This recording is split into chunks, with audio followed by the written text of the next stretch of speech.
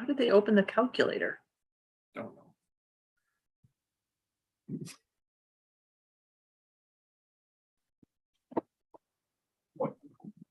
Point.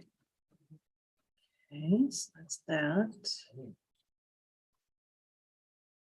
All right, I think I've got everything up and running now. And I think the cats have stopped climbing on everything, which would be very helpful. Oh, they will come back. They most certainly will be coming back. Can everyone hear me okay? Okay. So we will get started in the way that happens. Sorry, they just knocked stuff over. The way that happens is I will give a shout out to each of you to introduce yourselves and what brings you here today. Just make sure that it's playing over here. Okay, so I see everyone there. That's good. Yeah, and then basically I just start with a question. My partner Chris Olson is going to join us too because he's been doing some thinking and writing on canonical issues lately. So I thought it might be good to have him on board as well. But all right, thank you everyone for coming today, and I will get us going. All right, so we are here now. It is October 28th in the United States. It's about to be the Halloween weekend. So I guess now is a good time for the scary subject of canon and, you know, the idea of the extent to which we have a canon in popular culture studies. Maybe that is a scary subject to some. I know it can be, especially when we think about also the issue of inclusivity and diversity when it comes to canon. So we are here today in this popular culture studies dialogue to talk about this issue of canon. And as per the usual, I'm going to throw it over to each of our participants to introduce themselves and what brings them here today. And I think everyone, for the most part, is new to the dialogues as well, except for maybe him and probably my cats once they show up. Maria, I couldn't remember if you've been here or not once. Okay, see, here comes one of the cats. So yeah, let's just throw it open then to Chris. I'm going to have you go first and then Maria, but we'll just go one by one and introduce ourselves. So my name is Christopher J. Olson. I'm a doctoral candidate at University of Wisconsin-Milwaukee, where I study media, cinema, and digital studies. I'm currently working on my dissertation, which looks at what the various works of Nicholas Winding Refn can tell us about the pre and post streaming eras. I've also written about professional wrestling, cult cinema, children's media, and gender and sexuality, and a bunch of other stuff. So very good. All right, Maria, I'm going to throw it over to you. In space. Sure that I'm actually unmuted for this one. Hi, everyone. My name is Maria K. Alberto. Pronouns are she, her. And I'm also a PhD candidate. I'm at the University of Utah in the Department of English. Also currently working on my dissertation where I am specifically looking at how the term canon gets applied to individual popular culture texts and the story worlds that are kind of understood to underlie them. So very excited to be invited to this discussion and looking forward to having it. Thank you, Maria. I'm glad you can hear us in space because normally you can't hear in space. So glad that's working out. I'm going to. I understood that reference. You understood that reference. I'm going to go above Maria and we're going to go to Mars, which again, space. Hi, I'm Mars. Pronouns are he, him. I'm a current PhD student at Sheffield Hallam University, so in England, and I'm currently researching transgender representation and viewership of horror media. I come from a film background. I'm also interested in fan studies, and my master's thesis was focused on transmasculine fans and their perspective on male pregnancy and male pregnancy tropes, specifically in Good Omens fanfiction, but looking at fanfiction in general. Wonderful. Thank you for being here. I love the idea of looking at the emprites because that's always such a fascinating topic. Yeah, there's so much to say about it. Oh yeah. All right, we're going to go over to Bree. Hi, my name is Bree. My pronouns are she, her, and they, them. I am a stage director, though I'm here because I am a content creator and book reviewer, and so I spend a lot of my time in the bookish world and in the bookish canon of pop culture. So I'm here to kind of bring that perspective. Wonderful. Thank you so much. I love the fact that we're going to have a lot of different takes on canon, and I think that's going to be very fascinating for this discussion. And I'm going to go below Bree to who I see as Melody. Hi, everyone. My name is Melody. My pronouns are she, her. I'm currently a master's student in communication and culture at Toronto Metropolitan University in Toronto. I am currently working away on my thesis, which focuses on the experiences of fat cosplayers and how and authenticity within cosplay. So yeah. Wonderful. Thank you so much for being here, Melody. I always love when, sorry, I'm looking to make sure I get a name. That's what I was looking for. I always love when we have new blood, so to speak, in these conversations, because I always learn so much. And if nothing else, I always love to learn. So it's self-serving in that regard. We're going to go down to Catherine. Hi, I'm Kat Tosenberger. I teach, I'm in the English department at the University of Winnipeg. And I think I'm here because I wrote several articles on Harry Potter fandom and supernatural fan studies. And I'm a folklorist, and a lot of my work recently has been on witchcraft and fairy tales and fairy tale representations in media and pornography. So there's a lot of intersections there. And folklore studies and witchcraft studies. So, yeah. This is a very diverse group, and I think it's perfect for this type of topic. Okay. So I've got a couple questions, and maybe the Dean is our multimedia editor, and they are currently hopefully live blogging. So hopefully, Dean, you're getting a good connection for all of this. But I currently want to start with kind of excited. Oh, good. I kind of want to start with this kind of question. Maybe there's two different ways we can approach this conversation. Because on the one hand, I think we can look at popular culture studies and try to understand if we have a canon just within popular culture studies itself. So are there like any texts, any academic approaches that we think people who are getting into popular culture studies and fan studies and these related disciplines, are there anything that we should be reading, we should be engaging with? But then it also comes like, because we are popular culture, we can also look at canon in the sense of, are there canonical texts in popular culture? Not necessarily academic, but are there, maybe certain texts that exist in various popular cultures that we think people should know as well? And those can be canonical in terms of the story world that's being represented, that's been elevated to maybe a classical status. So I kind of just want to start with that question of, well, should we have canon when we talk about popular culture studies? Is it necessary for us to have that? Should there be texts that have been elevated and everyone should know? And Chris is already shaking his head and Maria's got their hand raised. So Maria, I'm going to let you go first.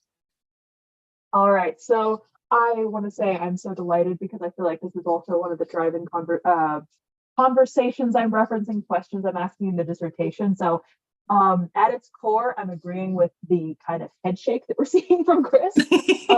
However, I think also, at least from an academic perspective, it's hard to say, should we, because we do. And there's always the risk of coming into a program, coming into a conversation, coming into research and writing an article, and you don't cite these names. You don't indicate a certain level of familiarity with these texts and story worlds. Therefore, you are not qualified to do this work.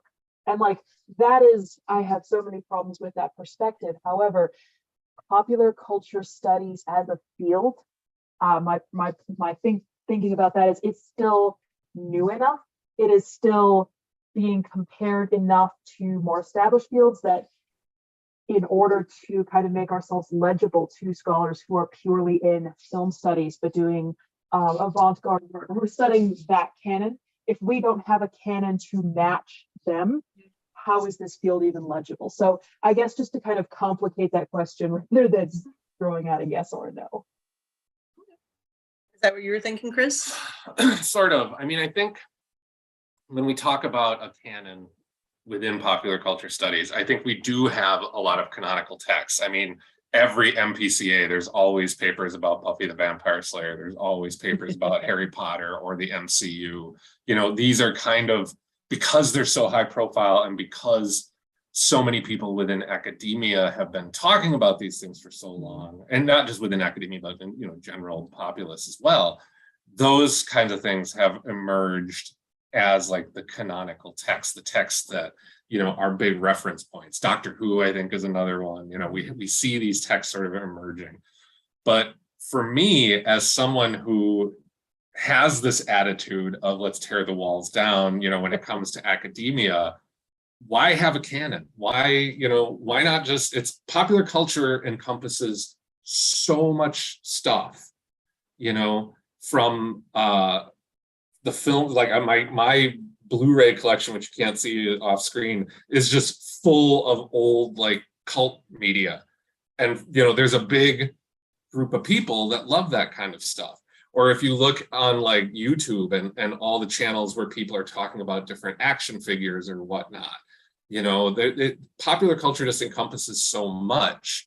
I don't think we necessarily need to have a canon because you want to be able to, you know, talk about these different things and talk about why they're popular. You know, I was thinking about like, Carrie and I love watching, there's these wrestlers that have, you know, are toy collectors and they have their vlogs and stuff. And one of them was talking about the old homies figures, you know, these old little things that you would get out of a vending machine. And now suddenly there's like a lot of people talking about those homies things. And this is something that is like becoming, you know, is this popular culture? Is it niche culture? Is anything popular culture? Is it all niche these days? It's hard to say. But I think in terms of like the things that we talk about, there's a canon. And I think there's also canon somewhat necessarily of the texts that we study, you know, things like Ray Brown and Stuart Hall and things like that. I think we see that these things are canonical in some ways, even if, you know, I bristle at some of the stuff about canon. Everyone's hands shot up on that one. So we're going to go Melody, then Mars, then Catherine. Oh, I was going to say, so two things. The first thing I thought of when you sent that question over email was Jenkins, obviously. I think it's kind of fun because my master's program is really interdisciplinary, so I'm essentially the only fan studies person in it. And so you get a lot of profs who are not familiar with the field trying to like talk to me about it. And everyone's always like, have you read Jenkins? And you're like, yeah, okay, yeah, I got it, thank you. But that's the first thing that comes to mind when you think of like what is canonical in this field. And then I was thinking about what you said in terms of sort of within fandoms and popular cultures. I think often there's sort of like for different flavors of fans, there becomes a different canon. Like just in my own fan experience, I'm like moving into like, I'm a really big fan of What We Do in the Shadows. And so I'm getting into all this like vampire. Thank you. Good response. I'm into vampire stuff. And I had never watched Interview with a Vampire in my life or read it ever, but it's like canonical for that whole sect of fandom. So I think sometimes you get like the sci-fi fans and the fantasy fans and the gothic fans all have like their different canons that you have to experience or at least have some knowledge about. But sometimes if you're really vastly switching spaces, there might be whole new sets of sort of like what is, oh my gosh, everyone has watched this kind of text. Yeah, definitely. Mars? Yeah, one thing first I wanted to say was first of all that I think when it comes to like a canon of texts of like of certain pieces of media, we don't have to set a canon, we shouldn't set a canon, but it emerges naturally, especially when looking at fans. So I was looking at Good Omens fans for my master's thesis, and what came out again and again and again was Supernatural. And a lot of people who are into the current Good Omens fandom seem to be seem to have come from this pipeline from Supernatural, because it was such a big fandom. And now all the Good Omens people are also into Our Flag Means Death, and are also into What We Do in the Shadows. So when we look at this media, it's also like very interconnected in that way that even if we don't want to, and I think it's great to not come at it with some preconceptions, to not expect certain texts to be there. Some texts just are there. Supernatural, I find it almost inescapable when looking at fan studies.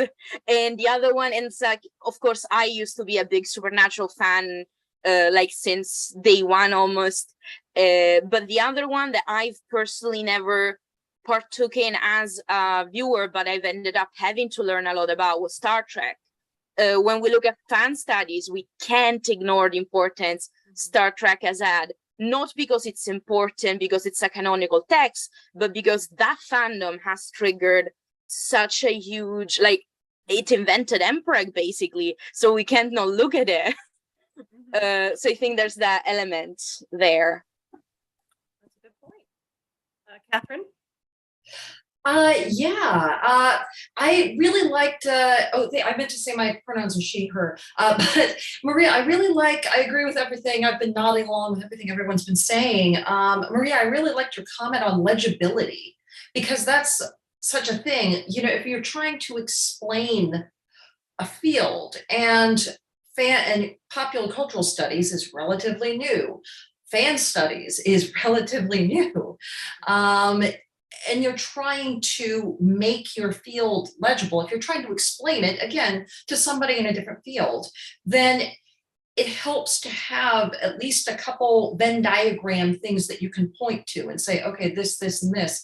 And I find this as a folklorist, and my field is one where we nibble around the edges of everything, but people forget that we exist. People forget that folklore is an actual field, and we do things. And so you get, because in so many, you know, just academic institutions, it's been replaced by cultural studies, which is so much like folklore in so many ways. You're just using different theorists. You know, that to the point where, you know, in folklore, there's kind of joking about like, oh yeah, cultural studies. We love cultural studies, even though they keep reinventing the wheel with more French theory. You know, and this is kind of a joke, but it's also because we have to find those ways of making ourselves legible. I love that word legible.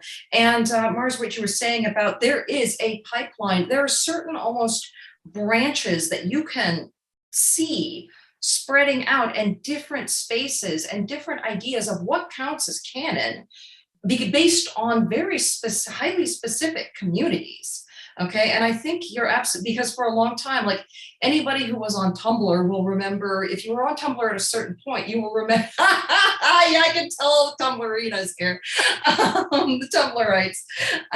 Super Hulock was inescapable. This is like an amalgamation, metastasized fandom of Supernatural, Doctor Who, and Sherlock all at once. I was there, Gandalf. Yeah, 3,000 years ago. And, you know, to the point where certain things are just inescapable, and we have to find ways to deal with that and move away from that. And like, well, in folklore, one of our inescapable things in folklore studies is everybody in the first half of the 20th century was going to Appalachia and the Ozarks. Those are the two regions. Every single person was studying. Every single person. So anything that you do in folklore from that point onward kind of has to look at, you're dealing with Appalachian material, even if you're not. You have to look at it because it's so central. And I think people like Henry Jenkins are so central to something like fan studies.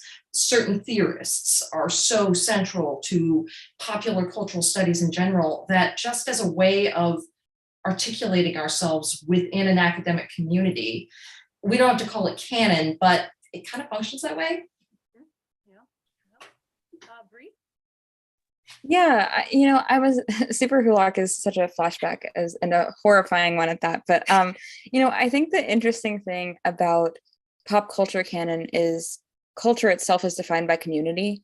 And it's kind of hard to discuss like unofficial canon in pop culture studies versus something else, right? Because, every study, every field is based on its, culture, on the space in which it, exists. But pop culture studies more than anything else, right? Like it is defined by its community in its entirety. And I think that so it's kind of difficult to make the canon of it because it's ever changing, it's ever developing. I think that there are ways that pop culture spaces come about that I think, can be looked at, but it's so hard to look at it in this observant way because like observance inherently sometimes creates distance. And something that's so powerful about pop culture is being in the community of it and understanding the nuances of how those communities communicate and what they choose as importance of their, the media that they're following as a fandom. And so it's kind of, difficult to discuss what is canon as like from an observant level. Like, when we look at a fandom in particular, like how are we deciding what is important to that fandom, right? Is it like a meme format that they use? Is it like whatever, fan fiction has the most kudos on AO3, right? Like what ends up kind of being the defining factors for these communities, because that's what they are, as communities, right? Maria? One thing that kind of strikes me just hearing this conversation is, if I'm hesitant about saying right or wrong, but if done correctly, like one benefit to considering there being a canon is that you have touch points, you have a basis, you have a foundation in common from which to start further conversations. Like I'm struck hearing Bree here in a second. I'm like, I wouldn't assume about how familiar we all are with Tolkien, but like familiarity with the notion of Middle Earth as a story world, at least having seen Peter Jackson's film trilogy once at some unspecified point, that gives us certain references that we can play off of, and that is like shortcuts in this conversation. Oh, we know this. That is a quick way of saying we were both there during Super Hulak, or we know that was a thing on Tumblr. So that is one positive side or one upside if canon is considered in a certain way. And again, that just kind of struck me somewhat unrelated to some of what else we were saying here, just hearing that in conversation. Well, it kind of, when you were talking, Chris, I know I was thinking that if we don't have canon, how does that impact our ability to communicate? I mean, especially given, like all of you were indicating, this is such an interdisciplinary field. And if we have so many people coming from so many places, don't we need these types of touchstones like Maria is talking about? Don't we need some type of texts to give to someone and say, okay, you're new here. If you want to join the conversation, you need to know this. But then I think maybe does that work better when we look at academic texts compared to actually the popular culture texts? Mars? Oh, muted. Can you hear me? Yes. Yeah. I think something I was just thinking about is when we talk about canon, what I was thinking is that, well, we're talking about popular culture. So inevitably something that is very popular is going to be something that this community share, because what we are looking at is what is popular. So there is to a degree a quantifiable metric of what is or isn't popular versus indie, for example, or more niche. So then naturally, like I said, these things come up. It's not about wanting to set a canon, and I absolutely do not like setting a canon, especially as academics, to the communities we're observing, but then the communities set their own canon. And for example, I'm thinking any trans person who was on Tumblr and probably also on Super Hulak also listened to My Chemical Romance. It's like there's a lot of these things that intersect in terms of taste that form that canon organically, because if we are part of a society and a certain we have a certain cultural capital, and that cultural capital comes with our tastes. So those tastes are signifiers that inevitably we need to look at as a canon. I like the air quotes around that one. Catherine, Maria, and then Chris. Oh, mutes. There we go. I was just going to say too, agree with everyone here, but also just to ask the question about, is it more useful to think of, a canon? And I like the air quotes. I think we should do air quotes for it the whole time. Air quotes, canon. I think the conversations are a little different if we're talking about, are we talking to colleagues in pop culture studies? Are we at a multidisciplinary conference? Are we teaching students? Because I think those are different questions. And they all imply different attitudes towards certain texts. Like if I were teaching an intro to popular culture studies, I would definitely, there are certain things that I would feel like I wasn't doing my job if I didn't include. Like I would never not teach that class without including Jenkins, for example, and certain list of material. But it's a different beast if you're at, say, a large cultural studies conference. And I'm going to talk about it differently at a folklore conference. I'm going to be over with the people talking about the folklore-esque, which I think should be part of pop culture studies canons. Pop culture studies, the concept of the folklore-esque, which is how popular culture texts use ideas about folklore and deploy ideas about folklore. But again, I think this concept of communities and different audiences and different context should also apply to our academic contexts and our classroom contexts. Maria? I could not agree more with that, Kat. I'm also coming to this fresh off of the Fan Studies Network North America conference where I saw some of you a couple weeks ago. Where, one of our kind of ongoing conversations in that space was the way that we don't feel the need to begin with Jenkins defining what a fan is, what a fandom is, and justifying why we're even giving this talk in the first place. We just go right into, this is the fandom, this is the issue, and this is the new spin I'm bringing to this. So again, couldn't agree more with what you're just saying there, Kat, about who our audience is absolutely kind of drives our focus on this. Something else that I was immediately thinking of is that I feel like canon can also be deployed to tell the stories we want to tell. This is what popular culture studies is. This is what American popular culture is. This is why American popular culture is better than, transnational pop culture or whatever. So if the story itself is benign, or if the narrative itself is meant to be opening up access, then of course, canon will look more benign or inclusive. But if the narrative that you're trying to tell is exclusionary in some way, the same framing, the same term, the same tool is being put to that use. And again, not saying there's an answer to that, but that is something I've been noticing. Just to kind of build off what Catherine, or is it Kat? Do you prefer Kat Either or one. Kat? Either one. And Maria were saying, I think there is value in having these shared texts. But I also think there's a lot of value in introducing people to new texts, and we don't always have to write about Buffy. We don't always have to write about Harry Potter. We don't always have to find some more obscure stuff and write about that. I would love to go to a panel at MPCA or something and see somebody delivering a paper about the homies figures or something like that.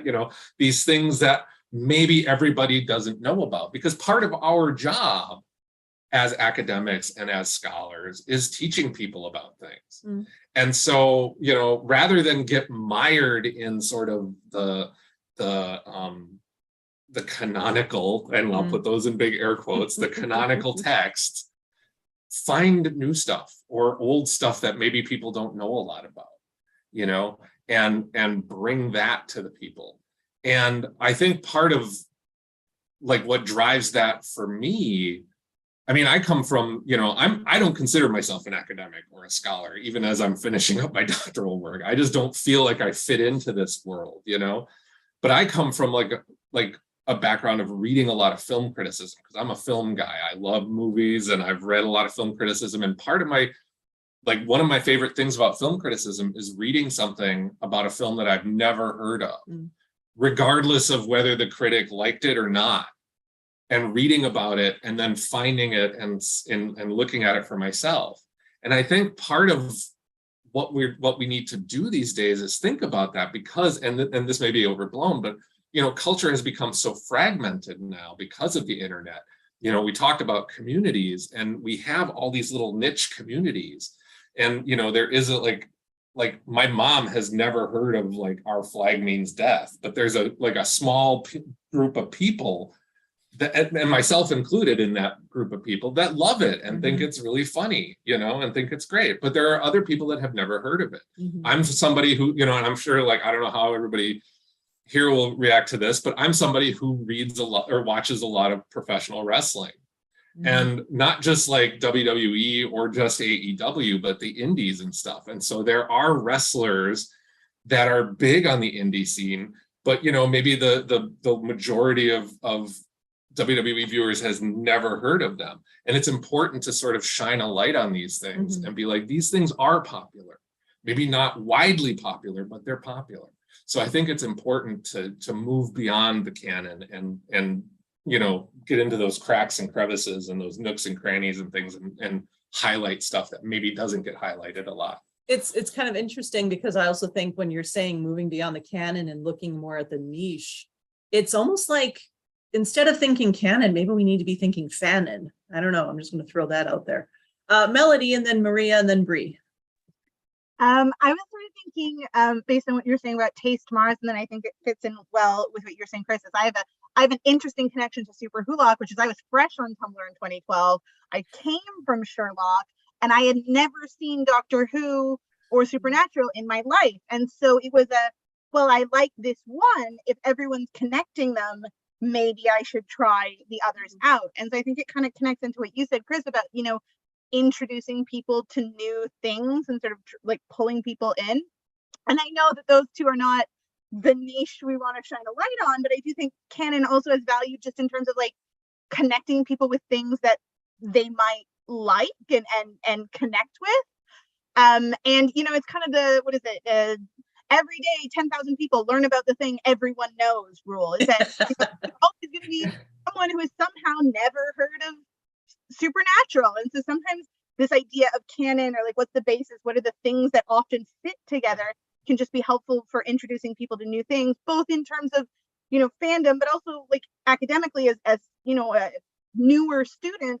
Sometimes it's really exciting to me when I somehow find my way into the thing that everybody already knew, but I just hadn't read before. And that can be a really canon. I agree, it can be bad, but also sometimes it can be really good, because it's just sometimes you need the list of the things that are good to watch so that to watch them. Maria? I'll keep this quick, because basically I was going to make a very similar point to what Melody just has, the kind of intertextual nature of canon deployed correctly, or, canon deployed helpfully. If I were to go to that talk that you were talking about, Chris, I would have no clue where to even start with those kind of figurines. But if you were to tell me, in a way, it's similar Transformers fandom, where we began with Hasbro minifigures. There's that kind of conversation between something I might be slightly more familiar with that gives me an angle into the niche topic. And again, just wanted to shout out Melody. You said it much more clearly than I am right now, but yeah, something very similar to that. So it's exciting.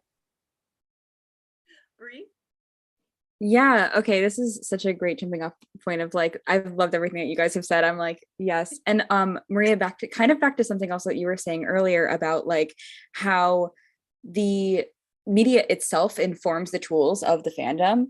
And it made me think a lot about within the bookish sphere itself, especially I'm a content creator, and with that we have to think about how the social media algorithms impact the fandoms of these spaces, right? What is being pushed out, therefore what is defining these spaces. And I think similarly, within fandom in general, what is being pushed out by the media companies, what are the streaming services pushing out, what are publishers pushing out, et cetera, versus what are the fans finding, right? And sometimes sometimes those things work together, and it just so happens that the thing that, you know, the marketing teams really want to do well is the thing that resonates deeply with the fans. But other times you have to kind of sift through stuff, especially for a lot of marginalized audiences, right?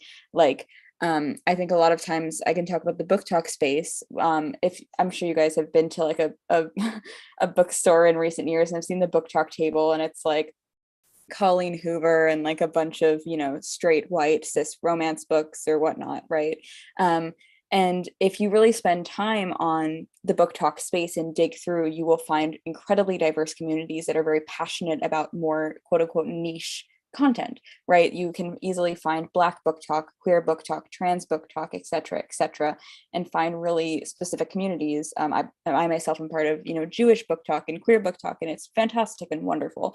But it's so interesting to kind of need to push back against the algorithm itself and what it's trying to make fandom spaces for versus what people are searching for. And I think that there's an interesting kind of relationship there between the fans that are searching for something and the people that are controlling what is being put out, what is being given to those audiences.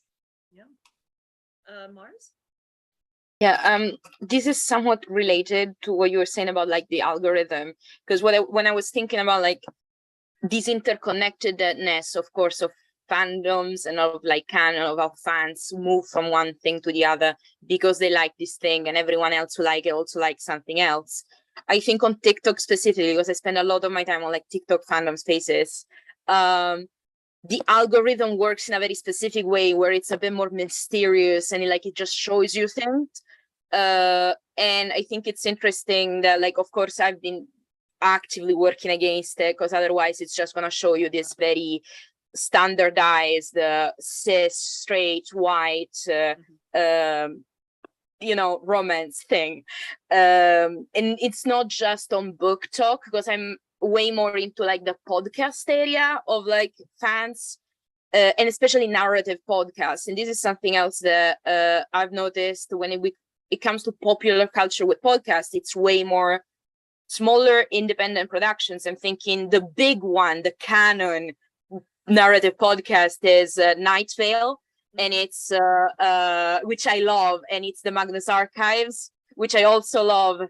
And then what's very interesting there is that the fans themselves, because it's so easy to make a podcast, are making their own podcasts and creating new popular culture that becomes big off of it, that is way less related to these big corporations and way more diverse, but you really need to dig through this very specific niche, fighting against the algorithms together. Definitely. Chris, then Bree, then Kat. Yeah, and I think what Mars was talking about actually ties into something that I'm working on in my dissertation, which is sort of the importance of curation versus the algorithm, because with curation, I mean, you know, that has its pitfalls as well, because it all depends on who's doing curating and what they're curating and all that sort of stuff. But when you have that algorithm sort of directing you in a certain way, you know, it's like, you watched this, so you'll probably like this. You know, when you have somebody curating something, it's going to take you down these little paths that maybe you hadn't even thought of, and that the algorithm isn't going to think of, because maybe this thing that they've curated is nothing like the other thing that's in the same, you know, curation. And I think of, you know, like streaming services, when I use specific streaming services, you know, there's the Criterion channel and the Arrow player, and then what I'm writing about for my dissertation, which is by NWR, and how they're being actively curated by humans, you know, and so they may put together like a group of things that one thing may be something like, oh, this is like that other thing that I like, but then this other thing is like nothing like it. But then you check it out because you're like, well, I like that other thing, so maybe I'll like this thing. And you do. And so I think that's kind of what our job is in some ways too. You know, it's like we're kind of curating popular culture in some ways. And so, you know, we'll have the canonical stuff, we'll have the people writing about Star Trek and Buffy and all that stuff, and that has its place, obviously. But I think it's also important to have those people who maybe will have a hard time of explaining like, this is what I'm doing. And people will be looking at you like, what the hell are you talking about? It's like, I'm doing this because it's important and blah, blah, blah. And it's going to take people down a different path. And I think that's really important as well. Bree? Yeah, that's such a great point. And I also think like when it comes to algorithm, right, it's curious that with the past of fandom, especially on like Twitter and Tumblr, it's all community based. The stuff that's put out to you is people you follow and the people that they follow and the things that they like, and everything that is fed to you, everything that's like, oh, you interacted with this, you will like this, is all based on community. Whereas what happens now when this algorithm is out of our control, especially with like TikTok algorithm, right? And especially we know through studies that the TikTok algorithm also leans itself towards more like harmful things. It's very easy to go down right-wing pipelines and other things like that on TikTok, unfortunately, is the case. And YouTube. And YouTube. And so with these social media sites such as TikTok and YouTube that are, I think, becoming more centralized spaces for fandom, I'm curious how that will impact the canon and also the fans' control of canon. And I think that that's a really interesting thing to think about.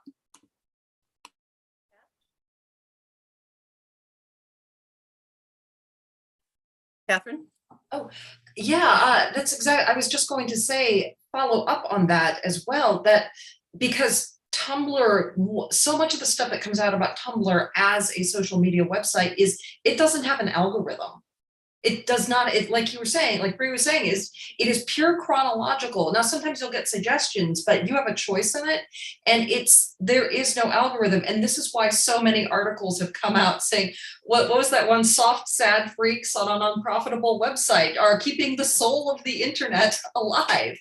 But that has created a really specific community. And there's a lot of discussion there about how, looking back at like older fandom studies, and including stuff that I did, 10, 15 years ago when I was writing my dissertation, when I was writing about Harry Potter and Supernatural, the way that communities operated, Tumblr is sort of the last vestige of that pure chronological, I almost want to say Web 2.0 thing, pure chronological, because this is pre-algorithm, this is pre-rage engagement. And you can really see vestiges of that. And the way, and to tie back to the earlier conversation that we were having, that everybody was making about moving into niche areas, Tumblr is so interesting because you will get, again, it's purely community-based, and they will recoup, kind of canonical, for a different type of canon, like, the golden age of TV, the new golden age of TV.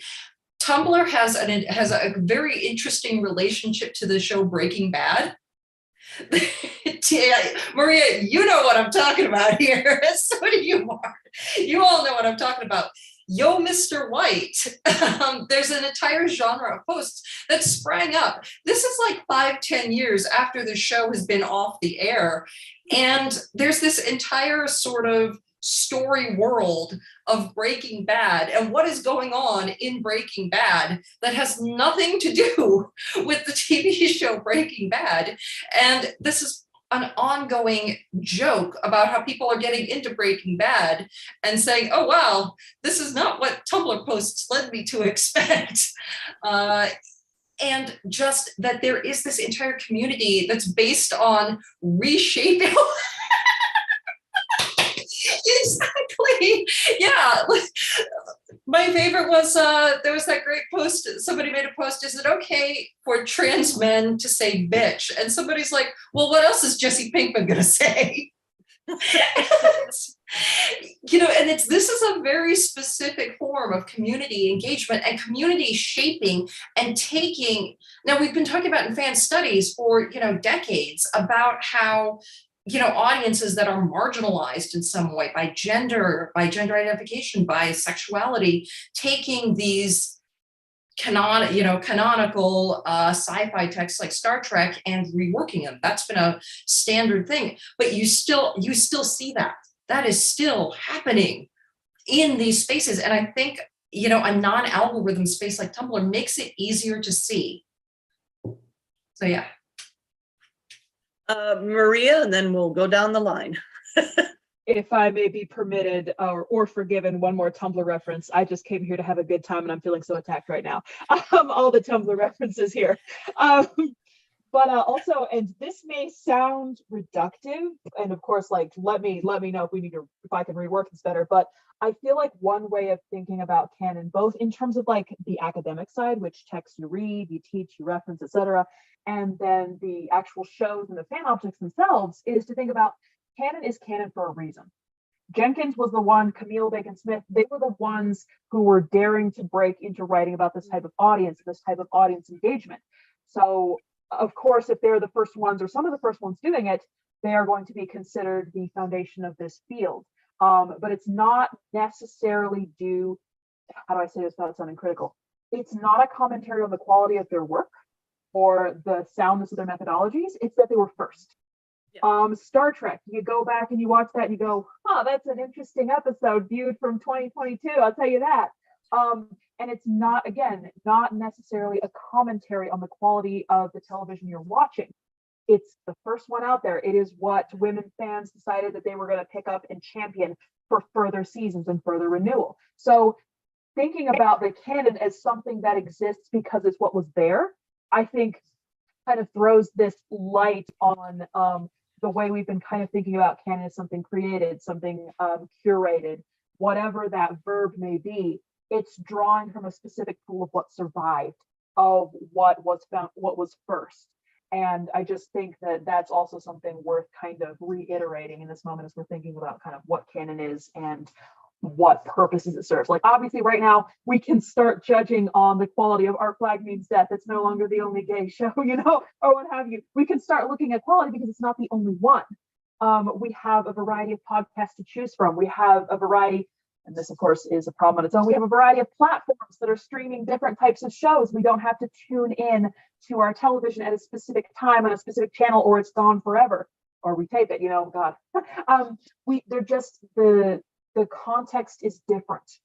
I also think it's worth thinking about or highlighting how much of the canon of criticism for popular culture studies was only considering television as a medium, and that is no longer the case. So if we want to kind of demonstrate our reading levels, our knowledge of the field, et cetera, of course, we're going to start with someone like John Fisk. We're going to start with Stuart Hall. We're going to start with Adorno Horkheimer. We're going to start with those texts because they are the canon of the field. They became the canon of the field because that is what was available. So again, just kind of wanted to put that plainly.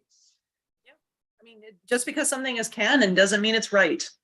Bree? Yeah, loved all of that. Going back a little bit to praise Tumblr once again, something else that I think is really fascinating about Tumblr versus the current space of fandom, also kind of similarly tying into this idea of firsts, right, is the way that the algorithm determines firsts. And I think something about Tumblr being so community-based is things could build up over time. You could, come into the fandom at any given time and you never felt late to the party. Memes would take months until they ran out and like people would, get sick of them. Thinking about, I'm going to say a word that's going to make everyone start rolling, but thinking of the Mish apocalypse, right? Like that is something that I don't think could happen in like today, in today's world on Twitter or on TikTok, because it took so much time, so much community building, so much understanding of the fandom space itself, and of just there was so much community, so much communication within that space. And the way that algorithm-based communities on like Twitter and on TikTok currently function is based on who's the fastest, who's the newest, what's the most like original different thing that you've seen today. And so memes come and go in less than a week time. People, if somebody got into Our Flag Means Death today, people would be like, oh my gosh, you're late to the party and you're not going to see any of the good content. You're not going to see the memes. You're not going to see whatever because it's been gone, right? And so I think there's just this interesting thing about like the way that canon is now once again being brought back to like who's the first, who's the newest.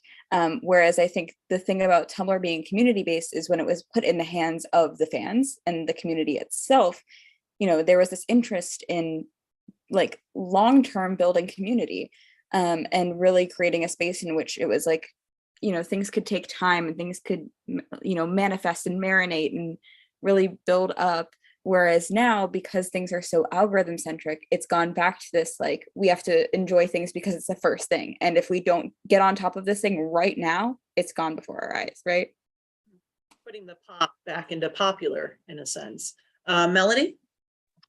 I've been thinking for a while, CarrieLynn, a while ago, you mentioned the idea of fanon, and I've been kind of like chewing on it in my brain because I feel like we're sort of, that the word canon has a whole separate definition in fan studies to kind of how we're using it today. And honestly, that's what I thought this panel was originally about. So I've been kind of like thinking about this. But then, Kat, when you brought up the trans Breaking Bad, that to me is almost the best definition of this, because you can see a world where people are like, what are the queer shows I should watch? And fans are recommending things that probably from the position of, marketers or whatever, make no sense at all. And that's almost like, if someone's like, what are the queer shows? And someone's like, you got to watch Breaking Bad. That is probably fanon for what is canon for a queer show. And I think of the way, like, right now with the new Interview with the Vampire, What We Do in the Shadows, and like fans are like pitting the social media managers against each other. And like, I don't think those shows would ever necessarily like connect each other than the whole vampire, like, and that is sort of, to me, the best way to take this idea of a fanon and apply it to this definition of canon is when fans are like making connections in a way that I don't think anyone, as a fan, I think I can say, would reasonably connect them. The marketers are just left, like, what is the connection going on here? And so I think it's interesting. Okay, Mars? Yeah, first of all, I'm so happy I wasn't the only one to think this was going to be about canon. So I think we have to do a second one on that. I think that's necessary because I have so many opinions about that, about what's word of God, what's, that's a lot of things. But the other thing I'm very happy someone else mentioned was the Mish Apocalypse, because I was literally going to bring it up. And this whole concept of what fandom makes as its own canon. I think someone put in the chat the Mish Apocalypse is pop culture canon, and I think at this point Jesse Pinkman being trans is pop culture canon. My little postcard that I printed out from Tumblr because that's where I'm at in my life. It's just so many of these elements of what happens in fandom spaces are their own pop culture phenomenon. And the first thing I think of is the 5th of November Putin Destiel canon Biden thing that was so big, and it trended on Twitter, and people who weren't in the supernatural fandom were so confused about it. But it's its own thing. It becomes its own separate form of pop culture. Mm-hmm. That's how I like found out that Queen Elizabeth had died, is another one of those damn memes. Yeah, that's reading Mar-a-Lago through the Destiel meme. It happened overnight for me because I'm in the UK, but I was woken up by a phone call about it. So that's how things go, and I think, no, sorry. Chris and then Catherine. So just real quick before I move on to my actual point, but as someone who knows nothing about Tumblr, this is all like that separate canon. I have no idea what anybody's talking about right now. But one thing I wanted to bring up, because we've been talking a lot about, digital services and algorithms and stuff like that. But one thing we got to talk about, and that we haven't really touched on, is the fact that these algorithms don't just exist. They are programmed by people and they're owned by corporations. And this is something that I'm thinking about for my dissertation, because one way that the canon can be controlled is by limiting access or giving access. And I think about like what's going on with HBO Max right now. where David Zaslav, the guy who now like is their CEO or whatever, and how he's ordered like all these shows removed from HBO Max, including stuff that I like Summer Camp Island and things like that, and the episodes of Sesame Street, and they're gone now. And I think about like one of my favorite shows, and one we were just talking about the other night, is a show called Other Space. And I don't know if anybody here has ever heard of Other Space. It was created by Paul Feig, and it starred a couple of people from Mystery Science Theater and the woman from the AT&T commercials and stuff. That was on Yahoo's streaming service. Does anybody remember Yahoo had a streaming service for a little while? And that streaming service went away. And Other Space is nowhere. It's gone. It's not on Hulu. It's not anywhere. These corporations that own these proprietary services like Disney Plus or HBO Max or Paramount Plus or whatever, they have a lot more control over the canon and even just the access. If I want to access everything that is supposedly like the hip thing or whatever, and is now the kind of pop cultural canon, I have to subscribe to 19 or 20 different streaming services, right?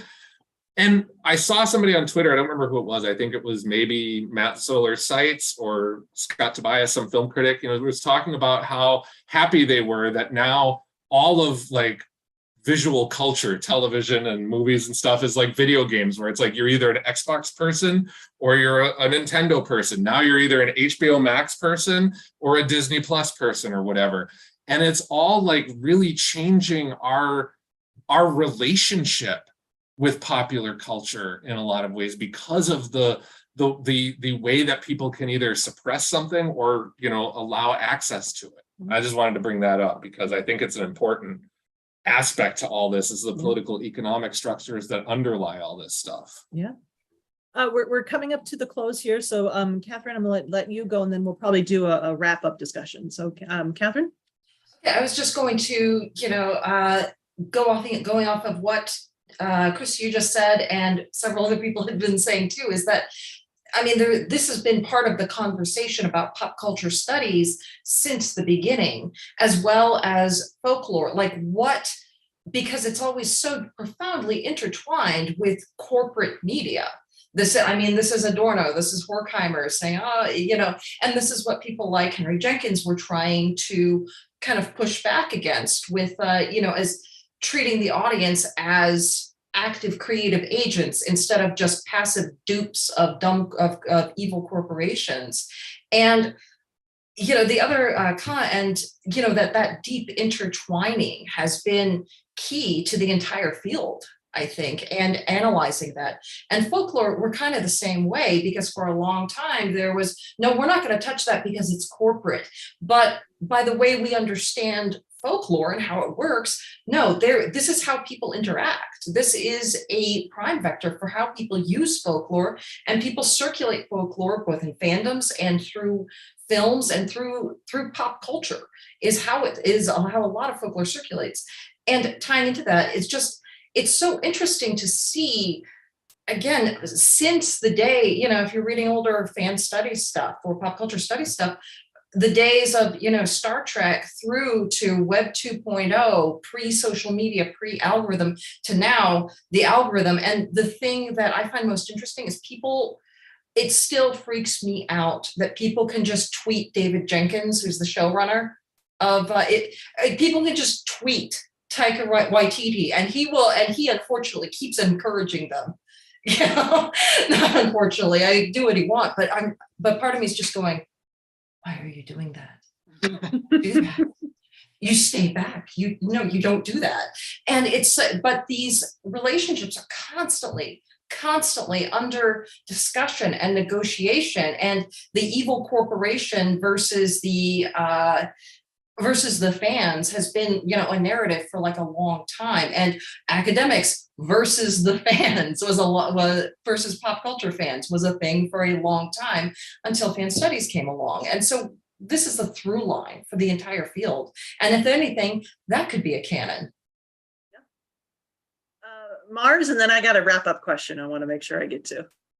Yeah, what I wanted to say about the problem of physical media and this dispersion, this death of physical media is also that the text itself now changes. I'm thinking specifically of one thing that I've seen about from Lilo and Stitch, and how she in the original hides in a clothes dryer, and in the Disney Plus version she's in a cupboard inside a pizza carton left in a cupboard. Basically it's been edited so the dryer changes texture and becomes this cupboard. And it's happened to many pieces, like historical pieces of pop culture, that it kind of terrifies me. As far as I've seen, it hasn't been anything drastic that has fundamentally upset, as far as I've seen. But I'm sure like, on Disney Plus, when they had Splash, they edited out Daryl Hannah's naked backside by extending her hair so you couldn't see that. But then there's also, like, I think of like the WWE Network, and they would release these documentaries that completely rewrote their history, like entirely. And so I think we see a lot of that happening these days. Sorry, I didn't want to interrupt, but I had those absolutely, thank you, because that's sort of to my point, is just that the canon that we remember and the people love now doesn't necessarily exist. You know, it's all like fickly, it vanishes. And then it's a bit of a corporate gaslighting in a way. Well, and I think that's a great segue to what I wanted to ask as a wrap-up question, because so far, I think when we've been thinking about canon and using canon for conversation, we're thinking about across space, like across different networks, across different fandoms and different academic disciplines. But I kind of want you to think about this in terms of time. Think about if you're teaching that introduction to pop culture or fan studies class, not like in 10 years, I'm going to go way out, in 20 years. What is canon at that point? Can you bring what you think is canon to the kids who are just being born now? Chris? Well, I'm going to say for me, probably not, because I find as I'm pushing 50 now, and I just find that, like, I have no idea what people like anymore. You know, I always tell my students, because I always ask them, like, I used to have a question, like, what's your favorite movie? They don't watch movies anymore. So now I just have to be like, what's your favorite YouTube unboxing video? You know, and I don't know any of this stuff.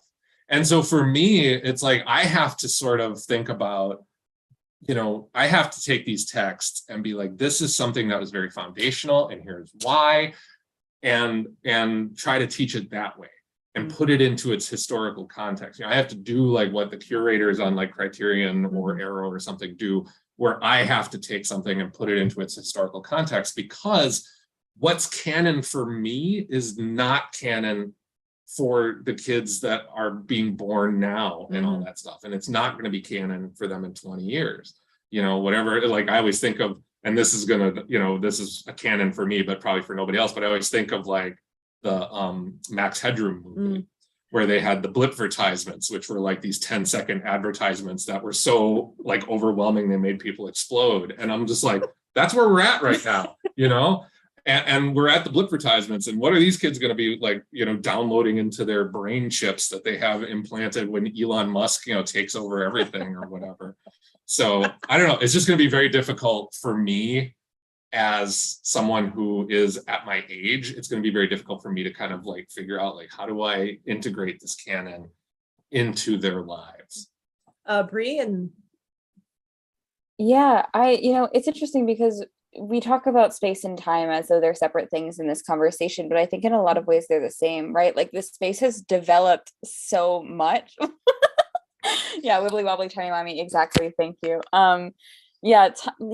With I think Catherine will like resonate with this.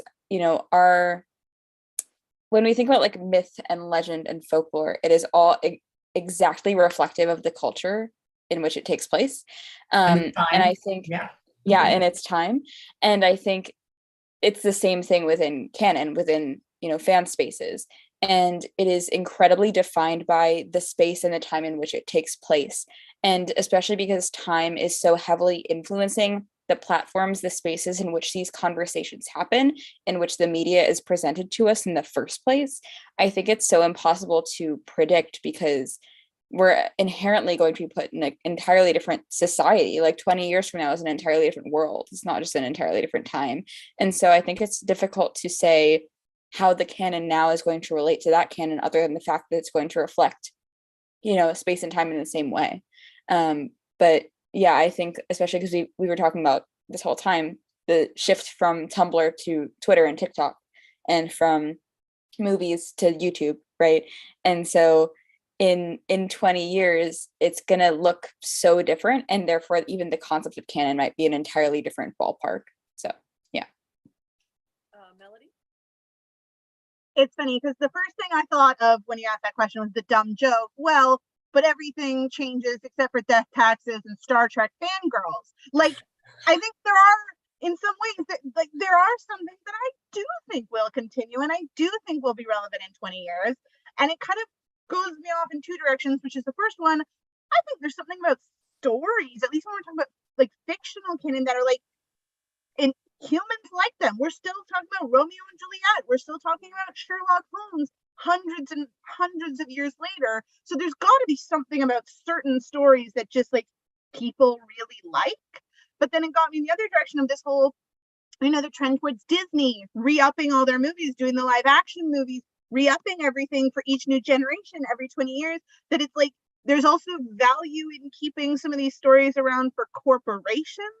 And so I think I feel like Disney's going to find a way to make Cinderella relevant for people 20 years from now as well. So I don't know, there's something that I do think some things are probably going to be continue to be canonical, at least within a 20-year time span, either from human interest or from corporate interest.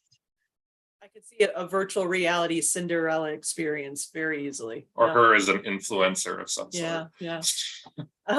Mars? Yeah. For me, it's interesting because I come at it in a bit from a different perspective. Like, I'm probably like the eldest Gen Z.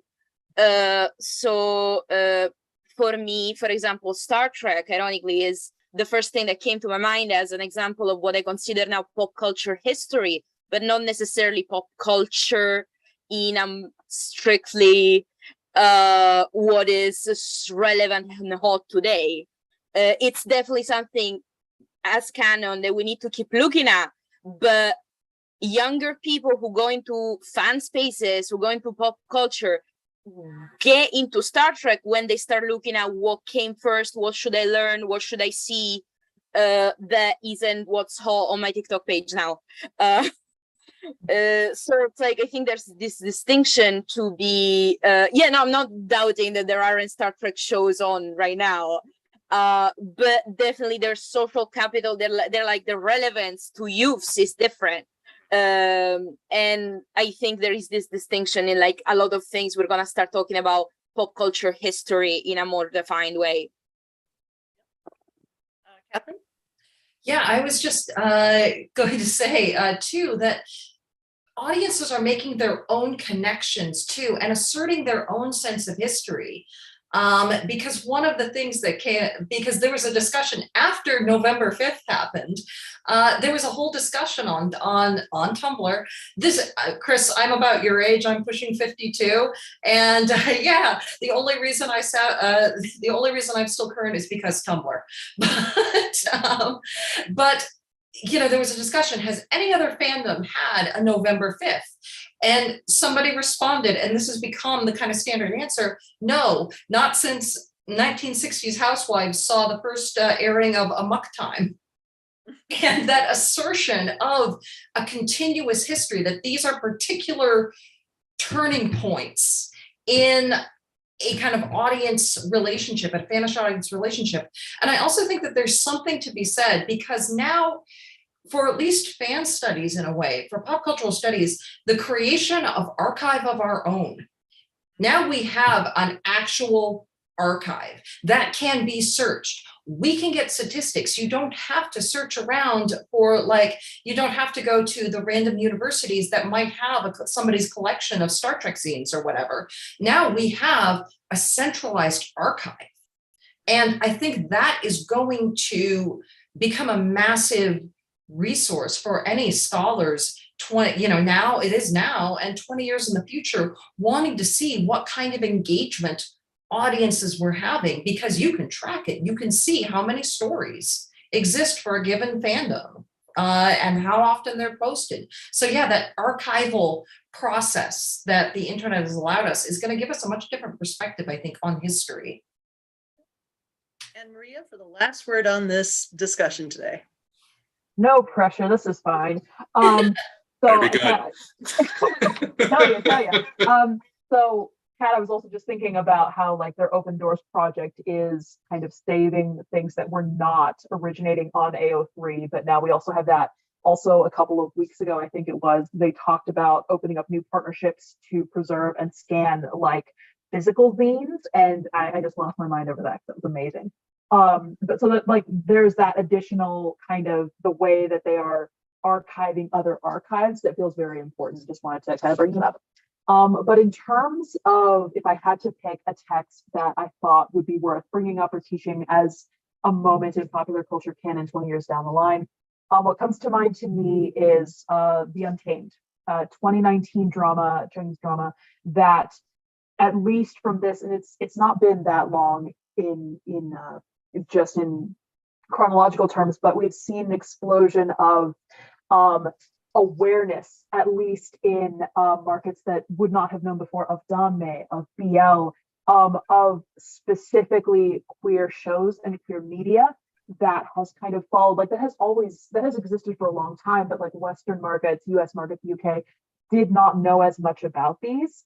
And as people saw how profitable that show has been, suddenly that's getting made more, that's getting marketed more, and there's far more access to it. So it's impossible to say, 20 years down the line, whether that's still going to be the case, but that was a huge turning point in the types of queer media that we're seeing in a Western context that have been there for a long time, but we didn't see them as much. So that's my pick.